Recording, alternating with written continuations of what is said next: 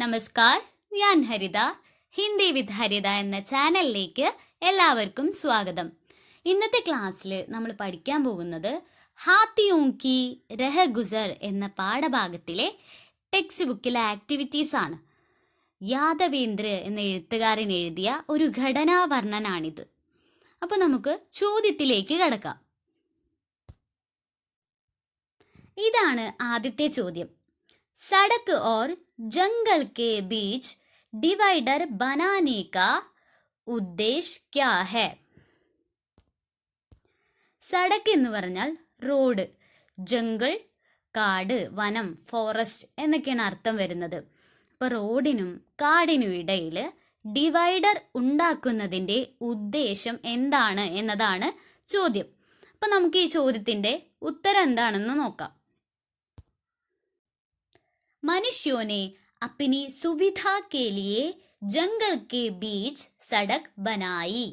മനുഷ്യർ തൻ്റെ സൗകര്യാർത്ഥം, തൻ്റെ സൗകര്യങ്ങൾക്ക് വേണ്ടി വനത്തിലൂടെ റോഡ് നിർമ്മിച്ചു. जानवरों के सड़क पार करते समय कभी कभी सड़क पर दुर्घटनाएं होने की संभावना है. മൃഗങ്ങൾ റോഡ് മുറിച്ചു കടക്കുന്ന സമയത്ത് ചിലപ്പോൾ റോഡിൽ അപകടങ്ങൾ ഉണ്ടാകാൻ സാധ്യതയുണ്ട്. अपनी एवं जानवर और गाड़ियों की सुरक्षा के लिए मनुष्य सड़क और जंगल के बीच डिवाइडर बनाते हैं.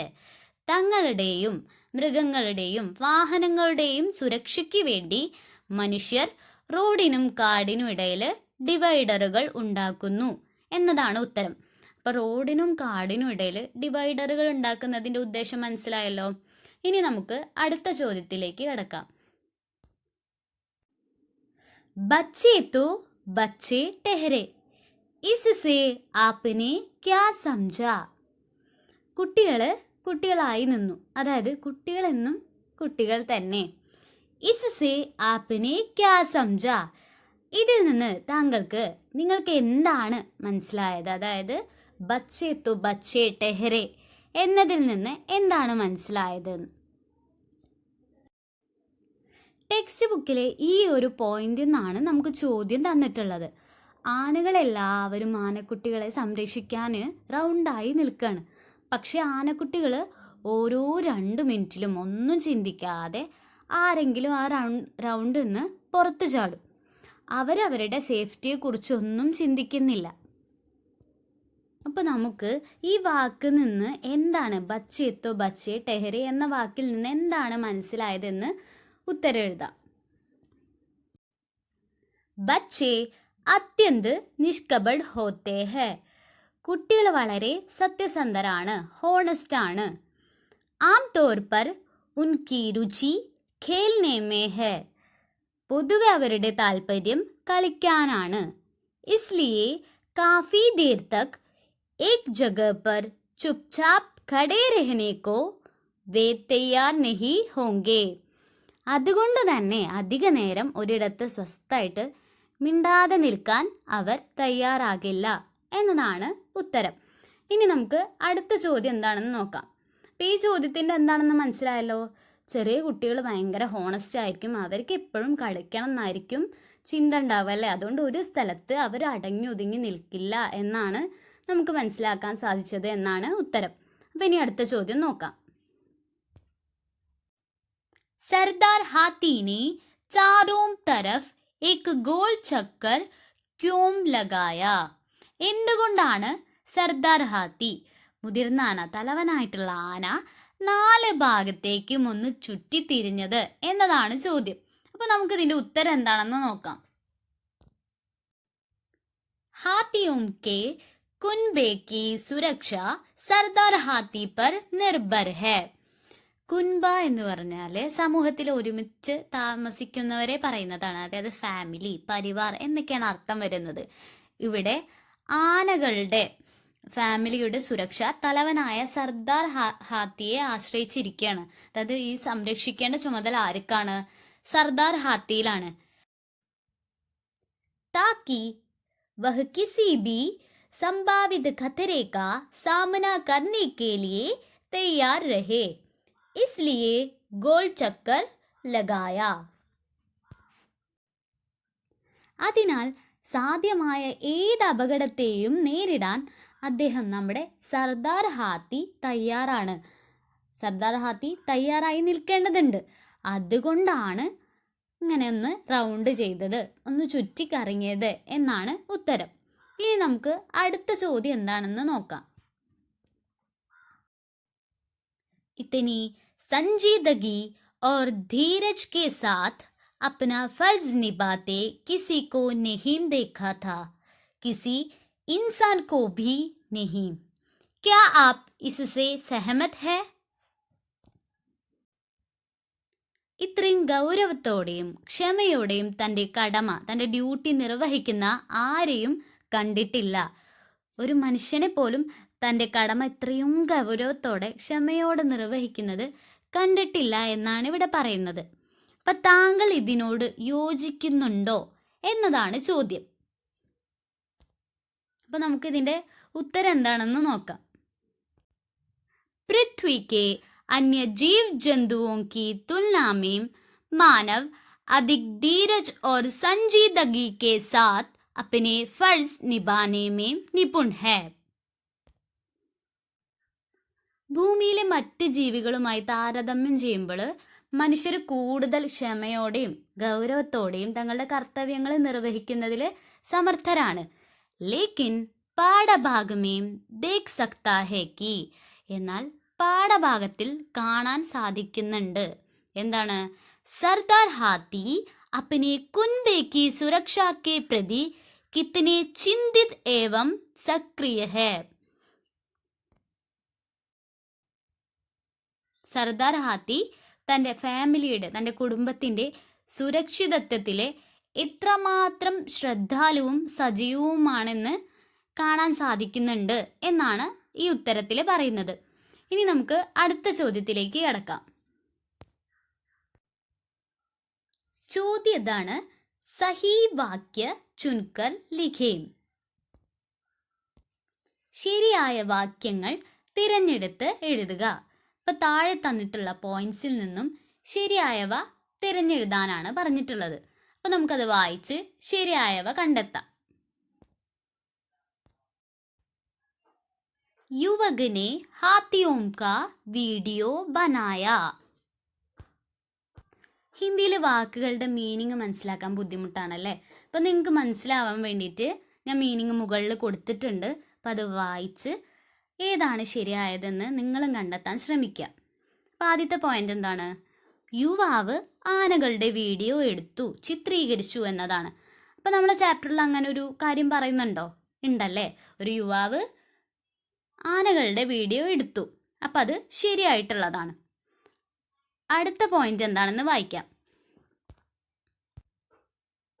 ഹാത്തിനി और छोटे बच्चे ने आसानी से डिवाइडर पार किया.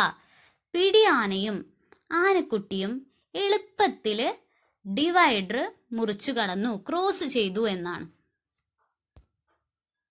അത് ശരിയാണോ? അല്ലല്ലോ, നമ്മളെ ചാപ്റ്ററിൽ അങ്ങനെ ഒരു കാര്യം പറയുന്നില്ല. അത് തെറ്റാണ്. തെറ്റ് എന്നുള്ളതിന് ഹിന്ദിയിൽ ഗലത് എന്നാണ് പറയുന്നത്. അപ്പം നിങ്ങൾക്ക് മനസ്സിലാവാൻ വേണ്ടിയിട്ട് സൈഡിൽ ഞാൻ ഓരോ പോയിന്റ്സും ശരിയാണോ തെറ്റാണോ എന്ന് മാർക്ക് ചെയ്തിട്ടുണ്ട്. എന്നിട്ട് ഈ ശരിയുള്ളത് മാത്രം നിങ്ങൾ എടുത്തെഴുതിയാൽ മതി. ഇനി മൂന്നാമത്തെ പോയിന്റ്, ബച്ചോं की सुरक्षा के लिए हाथियों ने झुंड बनाया. കുട്ടികളുടെ സുരക്ഷയ്ക്ക് വേണ്ടി ആനകൾ കൂട്ടമുണ്ടാക്കി എന്നത് ശരിയായിട്ടുള്ളതാണല്ലേ. ഇനി നമുക്ക് അടുത്ത പോയിന്റ് വായിക്കാം. സർദാർ ഹാത്തിനെ അപ്നെ കുൻബെ കോ സുരക്ഷിത രഖാ. സർദാർ ഹാത്തി, നമ്മുടെ മുതിർന്ന ആന, തലവനായിട്ടുള്ള ആന, അപ്നെ കുൻബെ കോ, തൻ്റെ കുടുംബത്തെ, തൻ്റെ ഫാമിലിയെ സുരക്ഷിതമാക്കി. സർദാർ ഹാത്തി എന്ത് ചെയ്തു? തൻ്റെ ഫാമിലിയെ സേഫ് ആക്കി വെച്ചു. അപ്പം ആ പോയിന്റ് എന്താണ്? ശരിയാണല്ലേ. അപ്പം അടുത്ത പോയിന്റ് വായിക്കാം. കുൻബ പാനി പീനെ കെ ലിയെ ചലാ ഗയാ. ഫാമിലി, ആ കുടുംബം വെള്ളം കുടിക്കാൻ വേണ്ടി പോയി. അതൊരു ശരിയായിട്ടുള്ള പോയിന്റ് ആണ്. അപ്പം നിങ്ങളത് എടുത്തെഴുതുക. നമുക്കിനി ലാസ്റ്റ് പോയിന്റ് വായിച്ചു നോക്കാം. അത് തെറ്റാണെന്ന് മാർക്ക് ചെയ്തിട്ടുണ്ട്, പക്ഷേ അതിൻ്റെ അർത്ഥം എന്താണെന്ന് മനസ്സിലാവണ്ടേ. സർദാർ ഹാത്തി ജുണ്ട് സേ അലഗ് ചലാ ഗയാ. സർദാർ ഹാത്തി കൂട്ടത്തിൽ നിന്ന് വേറിട്ട് പോയി എന്നാണ് പറയുന്നത്. അതൊരു തെറ്റായിട്ടുള്ള പോയിന്റ് ആണല്ലേ. അപ്പം നിങ്ങൾ ഈ 4 ശരിയായിട്ടുള്ളത് തെറ്റാതെ നോട്ടിക്ക് എടുത്തെഴുതുക. നിങ്ങൾക്കിതുപോലെ ക്ലാസ് എടുത്തു തരുന്നത് ഇഷ്ടപ്പെടുന്നുണ്ട്, മനസ്സിലാവുന്നുണ്ടെങ്കിൽ നിങ്ങൾ വീഡിയോ ലൈക്ക് ചെയ്യാനും കമൻറ്റ് ബോക്സിലൂടെ എന്നെ അറിയിക്കാനും മറക്കരുത്. അതുപോലെ നിങ്ങളെ ടെക്സ്റ്റിലെ ബാക്കിയുള്ള ചാപ്റ്റേഴ്സ് ഒക്കെ നമ്മുടെ ചാനലിൽ അപ്ലോഡ് ചെയ്തിട്ടുണ്ട്. അപ്പോൾ അതൊക്കെ പോയി കാണാൻ ശ്രമിക്കുക. അതുപോലെ ഇത് നന്നായിട്ട് നിങ്ങൾ പഠിക്കുക. അതിലുള്ള ശരിയും തെറ്റൊക്കെ മനസ്സിലാക്കി പഠിക്കുക. കാരണം എക്സാമിന് ചോദിക്കാൻ സാധ്യതയുള്ള ഒരു പ്രധാനപ്പെട്ട ക്വസ്റ്റ്യൻ ആണിത്. അതുകൊണ്ട് തന്നെ നിങ്ങൾ ഓരോ വാക്കിൻ്റെ മീനിങ്ങും പഠിച്ചു വെക്കുക. അപ്പോൾ നിങ്ങൾക്ക് എക്സാമിന് ക്വസ്റ്റ്യൻ വരുമ്പോൾ എന്താണ് ഇതിൽ പറയുന്നതെന്നും ഇതിൻ്റെ അർത്ഥം എന്താണെന്നൊക്കെ മനസ്സിലാക്കാൻ പറ്റും. ഇനി നമുക്ക് അടുത്ത ക്വസ്റ്റ്യൻ എന്താണെന്ന് നോക്കാം. രേഖാങ്കിത് അംശ് പർ ധ്യാൻ ദേ. അടിവരയിട്ട ഭാഗം ശ്രദ്ധിക്കാനാണ് പറഞ്ഞിട്ടുള്ളത്. കേരള और तमिलनाडु की सीमा पर बसे जंगल की बात है. കേരളത്തിൻ്റെയും തമിഴ്നാടിൻ്റെയും അതിർത്തിയിൽ സ്ഥിതി ചെയ്യുന്ന വനത്തെക്കുറിച്ചാണ്, വനത്തിൻ്റെ കാര്യമാണ്. ഹാത്തിനി और उसका बड़ा बच्चा आसानी से डिवाइडर पार कर गए. പിടിയാനയും അതിൻ്റെ വലിയ കുട്ടിയും അനായാസം എളുപ്പത്തിൽ ഡിവൈഡർ മുറിച്ചു കടന്നു എന്നാണ് സെക്കൻഡ് പോയിന്റ്. കേരള ഔർ തമിഴ്നാടു എന്ന് പറയുന്നുണ്ട് അല്ലേ. അവിടെ ഔർ എന്ന് പറയുന്നത് ഏക് യോജക് ഹെ ജോ ശബ്ദോ കോ ജോഡ്താ ഹെ. അതൊരു കണക്ടറാണ്, വാക്കുകളെ തമ്മിൽ കണക്ട് ചെയ്യുന്നതാണ് എന്ത് ഔർ എന്ന് പറയുന്നത്. അപ്പോൾ ഇവിടെ ഇതാണ് ഡിസ്കസ് ചെയ്യാനുള്ളത്. ഇനി നമുക്ക് അടുത്ത ക്വസ്റ്റ്യനിലേക്ക് കടക്കാം. ചിത്ര ദേഖേം നമൂനെ കെ അനുസാർ സൂചന പട്ട് തയ്യാർ കരേ. ചിത്രം നോക്കുക, സാമ്പിൾ അനുസരിച്ച് നോട്ടീസ് ബോർഡ് തയ്യാറാക്കുക എന്നതാണ് ചോദ്യം. അപ്പൊ ഇവിടെ ഒരാനയുടെയും ഒരാനക്കുട്ടിയുടെ ചിത്രം കൊടുത്തിട്ടുണ്ട്. സാവധാൻ ഹേ, हाथियों के सड़क पार करने की जगह है. ആനകൾ റോഡ് മുറിച്ചു കടക്കുന്ന സ്ഥലമാണ് എന്നാണ് ഇവിടെ പറയുന്നത്. അപ്പൊ നമുക്ക് താഴെയുള്ളത് കൂടെ ഫില്ല് ചെയ്യാം. അപ്പൊ നിങ്ങൾ എല്ലാവരും ഇതുപോലെ എഴുതി കൊടുക്കുക. രണ്ടാമത്തെ ചിത്രത്തിന് എന്താണ്? ആഗ് ജലാന മനാ ഹെ. തീ കത്തിക്കുന്നത് നിരോധിച്ചിരിക്കുന്നു. മൂന്നാമത്തെ ചിത്രത്തിൽ പ്ലാസ്റ്റിക്കിന്റെ കുപ്പിയും സ്പൂണൊക്കെ കാണുന്നുണ്ടല്ലേ, കവറൊക്കെ. അപ്പൊ ഇവിടെ എഴുതിയിട്ടുള്ളത് യഹാ പ്ലാസ്റ്റിക് പ്രതിബന്ധിത് ഹേ. ഇവിടെ പ്ലാസ്റ്റിക് നിരോധിച്ചിരിക്കുന്നു. നാലാമത്തെ ചിത്രത്തിൽ ഒരു മാനിന് ഭക്ഷണം കൊടുക്കുന്നതാണല്ലേ കാണുന്നത്. ജാൻവരോക്കോ ഖാന ഖിലാന മനാ ഹേ. മൃഗങ്ങൾക്ക് ഭക്ഷണം നൽകുന്നത് നിരോധിച്ചിരിക്കുന്നു. അടുത്തതായിട്ടുള്ളത് ആഗേ ജാന മനാ ഹേ. മുന്നോട്ട് പോകുന്നത് നിരോധിച്ചിരിക്കുന്നു എന്നാണ് ഇവിടെ പറഞ്ഞിട്ടുള്ളത്. അപ്പൊ നമുക്കിനി അടുത്ത ക്വസ്റ്റ്യൻ എന്താണെന്ന് നോക്കാം. പെഹചാനേം ലിഖേം. തിരിച്ചറിയുക, എഴുതുക. ഇവിടെ 1 2 3 4 5 അങ്ങനെ 10 വരെ കൊടുത്തിട്ടുണ്ട്. എന്നിട്ട് സോ കൊടുത്തിട്ടുണ്ട്. അതിനുശേഷം 100 200 അതിനുശേഷമുള്ളത് നിങ്ങൾ ഫില്ല് ചെയ്യാനാണ് പറഞ്ഞിട്ടുള്ളത്. അവസാനമായിട്ട് ഹസാർ കൊടുത്തിട്ടുണ്ട്. ഹസാർ എന്ന് പറഞ്ഞാൽ 1000. അപ്പോൾ ബാക്കിയുള്ളത് ഇതേപോലെ തെറ്റാതെ നിങ്ങൾ ഫില്ല് ചെയ്യുക. 300 400 500 എന്നുള്ളതിനൊക്കെ 300 400 500 എന്നാണ് പറയുക. അപ്പം ഇതേപോലെ അത് മനസ്സിലാക്കി കൃത്യമായിട്ട് വായിച്ച് പഠിക്കുക. എല്ലാവർക്കും ക്ലാസ് മനസ്സിലായി എന്ന് വിചാരിക്കുന്നു. എല്ലാവരും ചോദ്യങ്ങളും ഉത്തരങ്ങളും ഒക്കെ അർത്ഥം മനസ്സിലാക്കി പ്രധാനപ്പെട്ട പോയിന്റ്സ് ഒക്കെ മാർക്ക് ചെയ്ത് പഠിക്കുക. അപ്പോഴാണ് നിങ്ങൾക്ക് പരീക്ഷയ്ക്ക് ചോദ്യം മനസ്സിലാക്കി ഉത്തരം എഴുതാൻ സാധിക്കുള്ളൂ. പിന്നെ ടെക്സ്റ്റ് ബുക്കിലെ ഒരു ക്വസ്റ്റ്യൻ ഘടനാവർണ്ണൻ നമുക്ക് എഴുതാനുണ്ട്. അത് നമ്മുടെ ചാനലിൽ അപ്ലോഡ് ചെയ്തിട്ടുണ്ട്. അതുപോലെ നിങ്ങളുടെ 7th സ്റ്റാൻഡേർഡിലെ ചാപ്റ്റേഴ്സ് നമ്മുടെ ചാനലിലുണ്ട്. അപ്പം എല്ലാവരും അത് പോയി കണ്ട് മനസ്സിലാക്കി പഠിക്കാൻ ശ്രമിക്കുക. എല്ലാവരും വീഡിയോ ഇഷ്ടമായാൽ ലൈക്ക് ചെയ്യാനും അതേപോലെ അഭിപ്രായങ്ങൾ അത് നിങ്ങൾക്ക് ഇഷ്ടപ്പെട്ടാലും എൻ്റെ പോരായ്മകളാണെങ്കിലും കമൻറ്റ് ബോക്സിലൂടെ എന്നെ അറിയിക്കാൻ മറക്കരുത്. ഇനി നമുക്ക് അടുത്ത ക്ലാസ്സിൽ കാണാം.